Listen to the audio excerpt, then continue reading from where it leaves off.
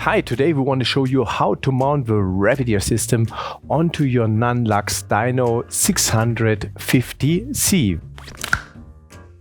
Therefore, we take our RABBIT-EARS Crossover and we have the adapters, the SR-ECM4 mounted like that.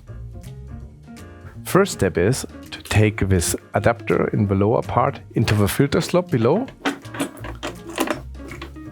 and take the screw out of the deposit and screw the adapter fixed on the fixture. Second side, same thing, just repeat the same step. Here we go. And now it's your choice which kind of SNAPBAG you want to use on your Dyno 650C.